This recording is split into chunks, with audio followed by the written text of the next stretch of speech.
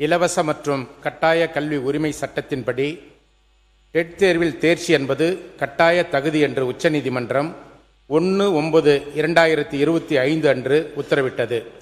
அந்த தீர்ப்பின் மீது பலர் தாக்கல் செய்த சீராய்வு மனுக்களை உச்சநீதிமன்றம் 29/5/2026 அன்று தள்ளுபடி செய்தது.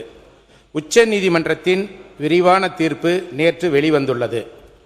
தமிழ்நாடு அரசு உட்பட பல்வேறு மாநிலங்களும் ஆசிரியர் அமைப்புகளும் தாக்கல் செய்த 65க்கும் மேற்பட்ட சீராய்வு மனுக்களை விசாரித்த நீதிபதிகள் மாண்புமிகு தீபங்கர் தத்தா மற்றும் மன்மோகன் அடங்கிய அமர்வு அவற்றை தள்ளுபடி செய்து முந்தைய உத்தரவை உறுதி செய்தது.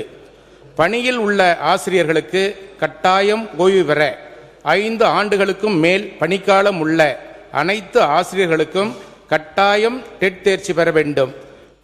பதவி உயர்வுக்கு கட்டுப்பாடு, பணிமூப்பு, சீனியாரிட்டி எதுவாக இருந்தாலும் டெட் தேர்ச்சி பெறாத ஆசிரியர்களுக்கு பதவி உயர்வு வழங்கப்பட மாட்டாது.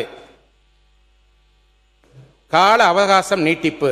சட்டப்பிரிவு 142 பயன்படுத்தி ஆசிரியர்கள் டெட் தேர்ச்சி பெறுவதற்கான அவகாசத்தை ஆகஸ்ட் 31, 2028 வரை நீட்டித்து உச்ச நீதிமன்றம் உத்தரவிட்டது. இனி மேற்கொண்டு கால அவகாசம் வழங்கப்பட மாட்டாது என்று தெள்ளத் தெளிவாக குறிப்பிடப்பட்டுள்ளது.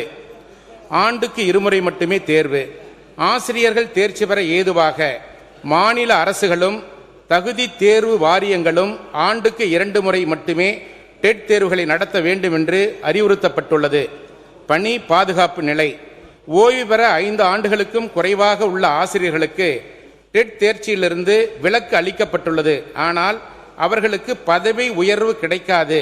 2028க்குள் தேர்ச்சி பெறாத பிற ஆசிரியர்கள் கட்டாய ஓய்வு பெற நேரிடலாம். சிறுபான்மையினர் கல்வி நிறுவனங்கள் நிலை. சிறுபான்மையினர் பள்ளி ஆசிரியர்களுக்கும் டெட் கட்டாயமா என்ற கேள்வி மேல் முறையீட்டிற்காக பெரிய அரசியல் சாசன அமர்விற்கு பரிந்துரை செய்யப்பட்டுள்ளது.